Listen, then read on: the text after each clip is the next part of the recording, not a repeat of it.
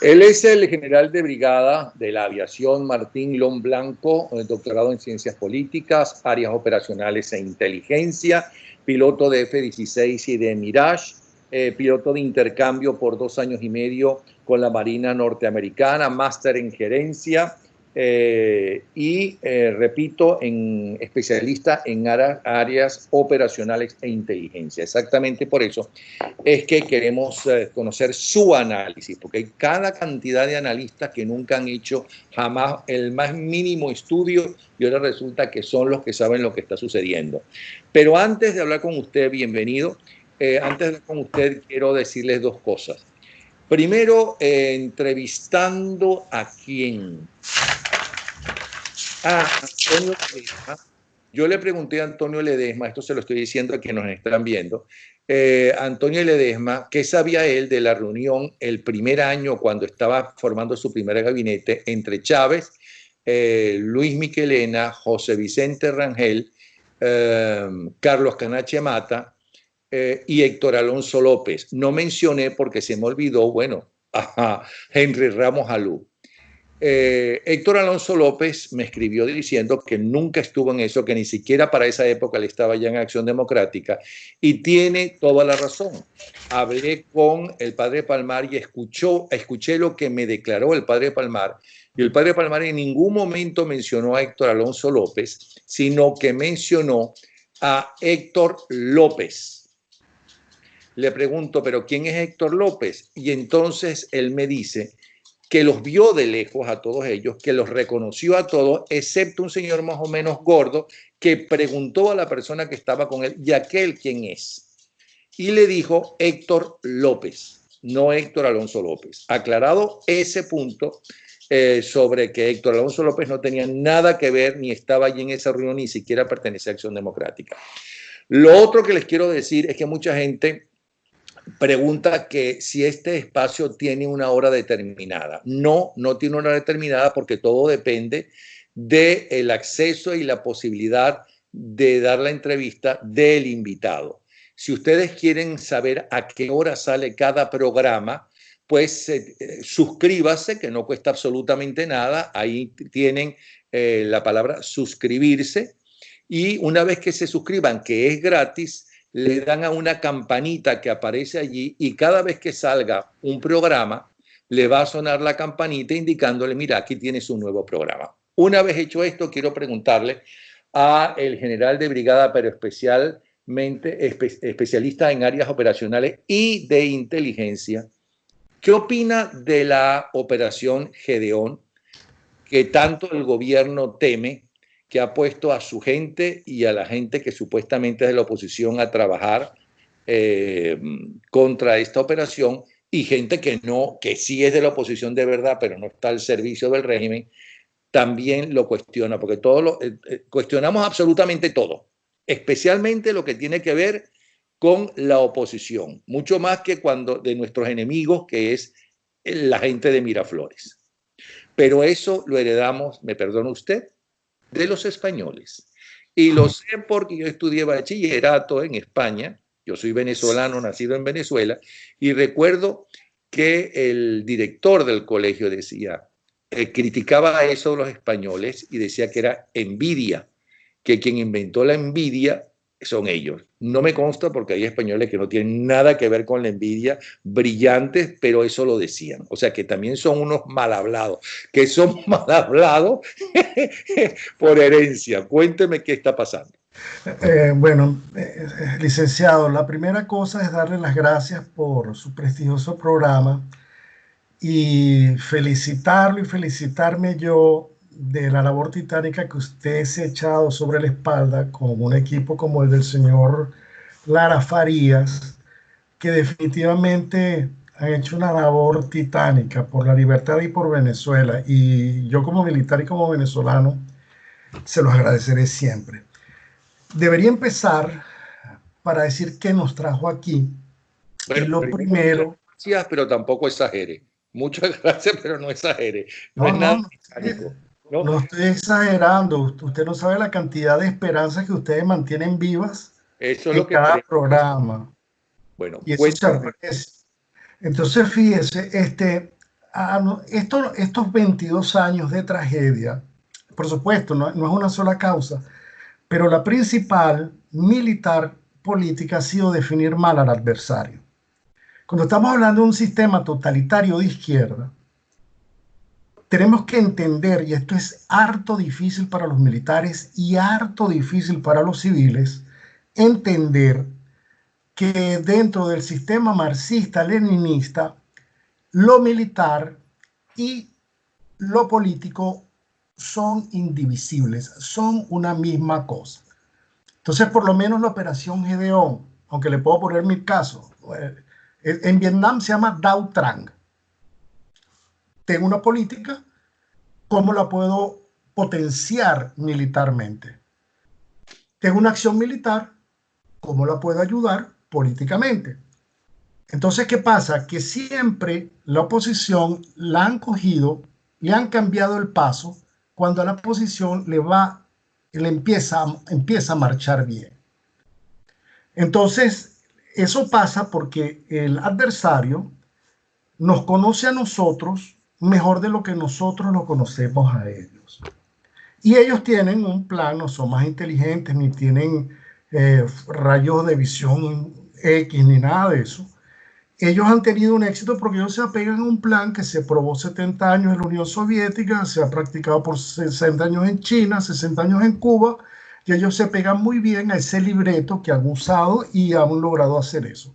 Al final, nuestros políticos se van a dar cuenta de esto, pero va a requerir por lo menos 30 años más.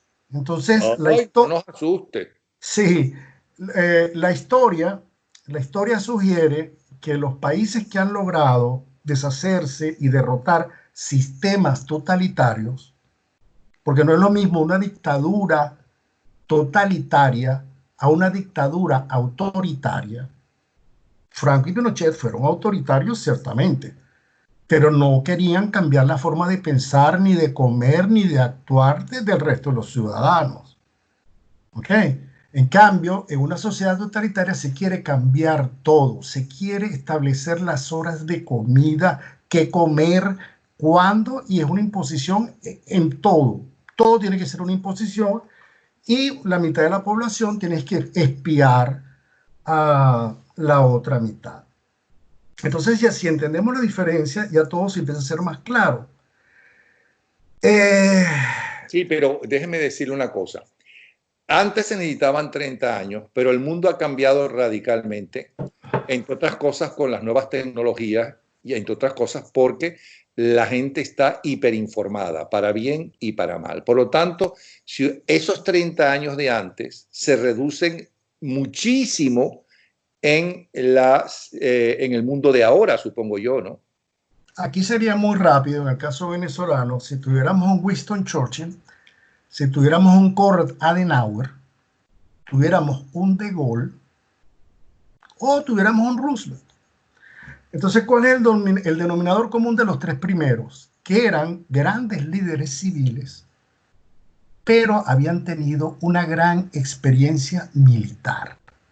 Pero Blanco, tenemos la gente demócrata venezolana, tiene a su favor lo mejor del Pentágono, lo mejor de la CIA, lo mejor de la DEA, lo mejor del grupo israelita, lo mejor de los brasileños, es decir, y los mejores de Venezuela. O sea que tampoco estamos tan solos, tan desasistidos y tan perdidos. Pero el gran problema de eso, y voy a llegar a eso más adelante, eso puede ser cierto y probablemente lo sea, pero todo eso no sirvió para evitar las muertes de los 8 muchachos de que estamos hablando, de las 160 mujeres que han violado en Ecuador, en Bolivia y en el Perú. Eso no nos ha servido. Y es porque nosotros no tenemos una subjetividad, una intersubjetividad. Los políticos nuestros pelean mucho entre ellos porque eso es lo normal en una democracia, pero no es normal en un sistema de dominación totalitario.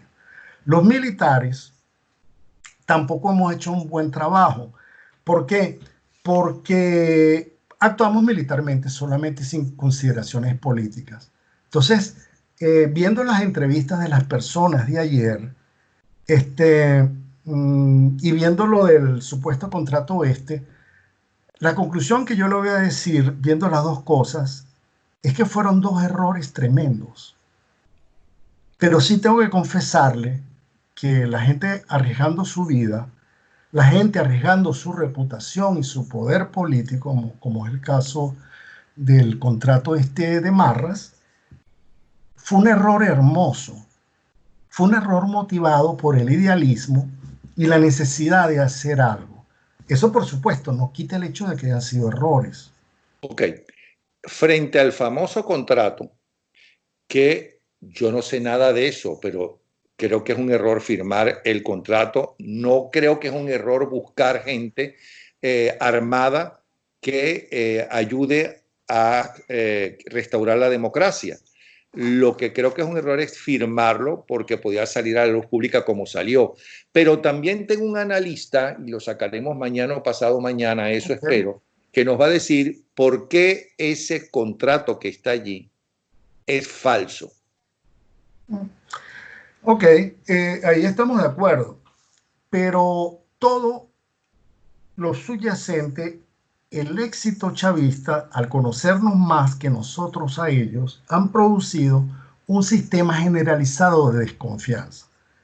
Los partidos desconfían y pasan por un proceso cada vez que hay un candidato, lo deifican y después lo satanizan, sea quien sea.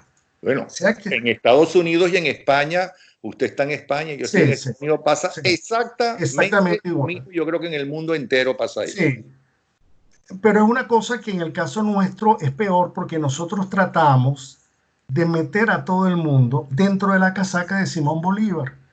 Y los chavistas metieron a Fidel Castro y metieron a Chávez dentro de esa casaca. Y eso es una fortaleza desde el punto de vista de guerra psicológica tremenda en Venezuela. Tremenda. Entonces, los militares, ¿por qué no hay militares de alta categoría intelectual y operacional en el gobierno? Porque el gobierno, los políticos desconfían de los militares con muchísima razón, por lo que ha pasado en los últimos 20 años. Y cuidadito si antes. Yo me opuse militarmente a este gobierno en el año 92.